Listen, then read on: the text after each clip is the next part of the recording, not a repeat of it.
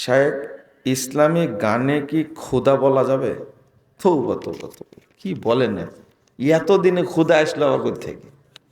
শোনেন, ইসলামী গানগুলো অধিকাংশই বাজে গান। আমি যতটুকু বুঝেছি, যে গানগুলো যত মানুষ পছন্দ করে, এই গানগুলো হয় গানের সুরে লেখা, অথবা কথাগুলো এত বাজে কথা, আল্লাহ সম্পর্কে খারাপ খারাপ কথা আছে, এইগুলো বলা যাবে না। আপনার গান বাজনা থেকে দূরে থাকবেন। কবিতা আর গান কিন্তু এক জিনিস না। এগুলো অধিকাংশই সুফিরা তৈরি করেছে। যেমন একটা গানের উদাহরণ যদি দেই,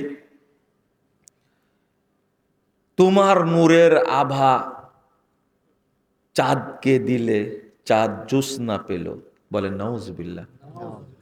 আল্লাহর নূরের আভা পেয়েছে কে? চাঁদ। হ্যাঁ, হারামখোর, আল্লাহর নূর কোথায় পেলে তুমি? কথা বুঝেননি? তোমার গন্ধ ফুল পেয়ে ফুল সুরভিত হলো, আল্লাহর গন্ধ আছে? সি সি সি, আল্লাহ সম্পর্কে এ বাজে কথা বলে এভাবে।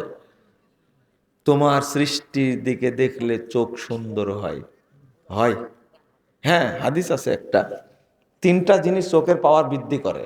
একটা হলো আলমারাতুর হাসানা, সুন্দর মহিলার দিকে, সুন্দরী মহিলার দিকে তাকাবেন, চোখের পাওয়ার বেড়ে যাবে।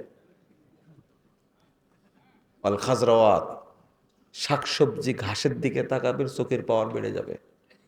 ওয়াল মাউল জারি, আর প্রবাহিত পানি, নদীতে তাকাবেন, চোখের পাওয়ার বেড়ে যাবে, একবারে খারাপ চোখ ভালো হয়ে যাবে। বলেন নাউজুবিল্লাহ। এটা জাল হাদিস। এটা এই যে গানটা লিখেছে, একটা ব্যাকুব লোক, একটা বোকা। আল্লাহ সম্পর্কে যে কথাগুলো বলেছে, এগুলো বলা যাবে? কখনোই বলা যাবে না। আস্তাগফিরুল্লাহ। লা মাওজুদা ইল্লাল্লাহ, লা মাহবুবা ইল্লাল্লাহ, লা মাকসুদা ইল্লাল্লাহ, মাফি কলবি গায়রুল্লাহ।